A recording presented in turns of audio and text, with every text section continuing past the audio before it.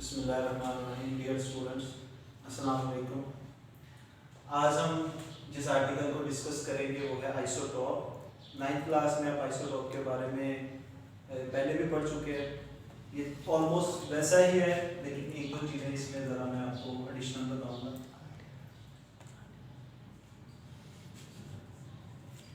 Isotopes,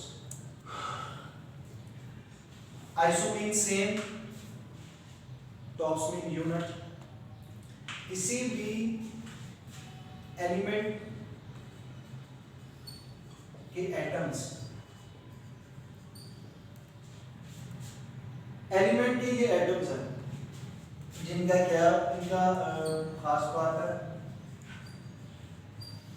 same atomic number and different atomic mass. बच्चों याद रखें, जो आपने पढ़ा था आइसोमरिज्म।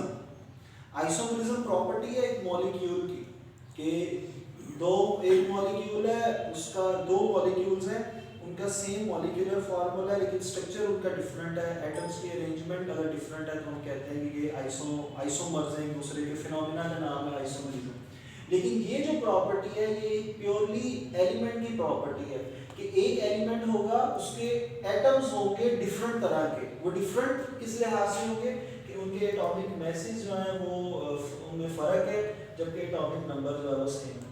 एग्जाम्पल हम इसकी लेते हैं, बहुत ही पहले भी आपने पढ़ी एग्जाम्पल हाइड्रोजन की। हाइड्रोजन बेसिकली एक एलिमेंट है। अब इसको रिप्रेजेंट किया जाता है एक से। अगर आप इसके न्यूक्लियस को देखें तो न्यूक्लियस के अंदर एक प्रोटॉन है और आउटर मोस्ट इसका एक इलेक्ट्रॉन है।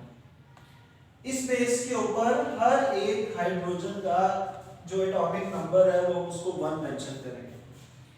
लेकिन कुछ इसके ऐसे भी एटम्स हैं जिनके अंदर एक प्रोटॉन के साथ साथ एक न्यूट्रॉन भी है, इलेक्ट्रॉन तो एक ही रहेगा। आप जानते हैं जो एटॉमिक मास होता है वो कॉम्बिनेशन है टू थिंग्स का, sum of protons and neutrons present in a nucleus is called as atomic mass. अब एक प्रोटॉन है, एक ही न्यूट्रॉन है, 1 + 1 ये बन जाएगा 2। लेकिन यहाँ पर क्या होगा, यहाँ पर तो 0 न्यूट्रॉन है तो 1 + 0 1, तो इसका एटॉमिक मास होगा 1। इसी तरह इसका जो तीसरा एटम है उसमें 2 न्यूट्रॉन है, एक प्रोटॉन है और एक इलेक्ट्रॉन है। प्रोटॉन एक होने की वजह से एटॉमिक नंबर 1 और 2 न्यूट्रॉन और एक प्रोटॉन होने की वजह से एटॉमिक मास हो जाएगा वो 3। और इनका नाम भी आप जानते हैं, प्रोटियम, ल्यूट्रियम एंड ट्रिटियम या tritium.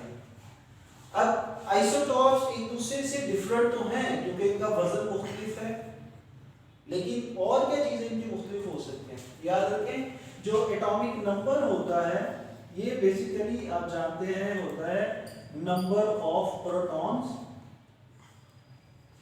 In the nucleus. Nucleus में जितने प्रोटॉन्स है उसका एटॉमिक नंबर है। और आप ये भी जानते हैं कि जितने प्रोटॉन्स होते हैं उतने ही क्या होते हैं, इलेक्ट्रॉन्स होते हैं। और किसी भी एटम की जो केमिकल प्रॉपर्टीज है वो बेस करती है उसके आउटर मोस्ट इलेक्ट्रॉन्स के ऊपर, यानी उसकी इलेक्ट्रॉनिक कॉन्फ़िगरेशन के ऊपर। लाइक अगर हाइड्रोजन है तो हाइड्रोजन की आप इलेक्ट्रॉनिक कॉन्फ़िगरेशन लिखते हैं 1s1। अगर हीलियम है उसका एटॉमिक नंबर 2 है तो एटॉमिक नंबर 2 का मतलब है प्रोटॉन 2 हैं, इलेक्ट्रॉन भी 2 होंगे, इलेक्ट्रॉनिक कॉन्फ़िगरेशन 1s2। और इसी तरह चलते चलते चलते बाकी जितने भी एलिमेंट्स हैं उनकी इलेक्ट्रॉनिक कॉन्फ़िगरेशन हम मेंशन कर सकते हैं। इलेक्ट्रॉनिक कॉन्फ़िगरेशन से हम लोग उसकी केमिकल बॉन्डिंग, उसकी केमिकल रिएक्टिविटी के बारे में बता सकते हैं कि अगर एक एटम है उसका लाइक हाइड्रोजन है, हाइड्रोजन की अगर बात कर ली जाए तो हाइड्रोजन का आउटर मोस्ट इलेक्ट्रॉन है 1, तो अकॉर्डिंग टू डुप्लेट रूल इसको 2 इलेक्ट्रॉन करने चाहिए, ये 2 इलेक्ट्रॉन इसको करने की जरूरत है। तो होगा ये एक इलेक्ट्रॉन पहले से मौजूद है, एक इलेक्ट्रॉन ये इनटेक कर लेगा या शेयर कर लेगा किसी और के साथ, ये डुप्लेट रूल को फॉलो कर लेगा। हीलियम को जरूरत नहीं है। जब लिथियम की बात कर ली जाए 1s2 2s1, इसके भी लास्ट में जो है वो एक इलेक्ट्रॉन है, इसको भी एक और इलेक्ट्रॉन की जरूरत है। इन शॉर्ट जो इलेक्ट्रॉनिक कॉन्फ़िगरेशन है वो एटम्स की बॉन्डिंग के बारे में बताती है कि how many bonds are required for an particular atom to be stable. Stable होने के लिए किसी एटम को कितने बॉन्ड बनाने की जरूरत है, ये राज छुपा होता है उनकी इलेक्ट्रॉनिक कॉन्फ़िगरेशन में। Simply atomic number chemical properties के ऊपर डायरेक्टली इफेक्ट करता है, क्योंकि एटॉमिक नंबर जो है ये नंबर ऑफ इलेक्ट्रॉन्स को भी शो करता है, और जितने इलेक्ट्रॉन्स होते हैं वो डायरेक्टली समझ लें उसकी एटम की बॉन्डिंग से रिलेटेड है।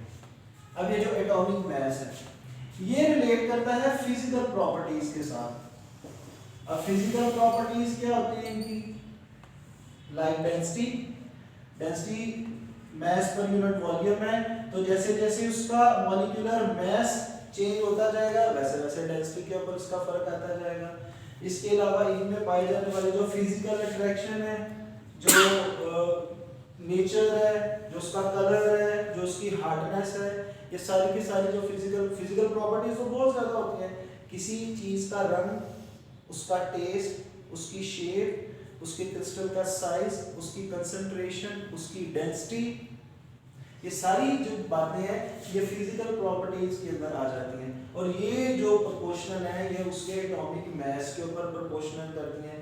जैसे जैसे मास चेंज होता जाएगा वैसे वैसे उसकी प्रॉपर्टीज भी जो है वो डिफरेंट होती जाएंगी। अब ये बिल्कुल सिंपल सा आइसोटोप्स के बारे में, इसको डिस्कवर किसने किया, एक साइंटिस्ट था सोडी। सोडी ने इनको सबसे पहले इनके बारे में बताया। और भी हम कुछ टर्म्स आइसोटोप्स के अलावा यूज करते हैं, जैसे आइसोबार्स होते हैं, आइसोटोन्स होते हैं, ये भी टर्म्स हैं जो कि यूज होते हैं, लेकिन चूंकि इसका बुक में जिक्र नहीं है लिहाजा इसके बारे में मजीद डिस्कस नहीं करेंगे। इसके अलावा अगर कार्बन की बात की जाए तो कार्बन के 3 आइसोटोप्स हैं, एटॉमिक नंबर 6 है, ये के 12, 13 और 14, ये इसके 3 डिफरेंट आइसोटोप्स हैं। और यहाँ पर एक बात मैं ये भी कहता चला जाऊँ कि डाल्टन ने कहा था कि तमाम जो एटम्स हैं किसी भी एलिमेंट के तमाम एटम्स सेम होते हैं, लेकिन आइसोटोप्स ने हमें बता दिया कि किसी भी एलिमेंट के तमाम एटम्स जो हैं वो सेम नहीं होते, सिमिलर नहीं होते, वो डिफरेंट होते हैं with respect to different in their atomic masses. तो एटॉमिक आइसोटोप्स की बेस के ऊपर डाल्टन का जो कानून था, जो उसकी थ्योरी सॉरी वो भी गलत होगी। और इसके साथ साथ जो आपने वो एक कॉन्सेप्ट हमने पढ़ा है, बेसिक आपने इसके बारे में पढ़ा हुआ है कि जो पीरियोडिक टेबल है, जो उसने मेंडलीफ ने पीरियोडिक टेबल दिया था, मेंडलीफ ने उस पीरियोडिक टेबल को अरेंज किया था on the basis of their atomic masses. तो जो मॉडर्न पीरियोडिक टेबल है उसको हमने एटॉमिक नंबर की बेस पे जो उसको अरेंज किया। उसकी वजह ये है कि अगर हाइड्रोजन को आपने प्लेस करना है तो एटॉमिक बेस की, अगर एटॉमिक मास की बुनियाद पर करेंगे तो 3 हाइड्रोजन हैं, तो फिर तीनों को अलग अलग पोजीशन देनी पड़ेगी। लेकिन मॉडर्न पीरियोडिक टेबल को हमने जो है अरेंज किया on the basis of their atomic number. चूंकि तीनों का एटॉमिक नंबर सेम है लिहाजा 3 पोजीशन में चाहिए, जस्ट हमें 1 पोजीशन उसकी चाहिए होगी। तो ये अफादियत है आइसोटोप्स की, बहुत ही आसान है, बहुत ही ये कॉम्प्रिहेंशन है। आप इसको अच्छे से देखिएगा और इंशाल्लाह आपको समझ आ जाएगा।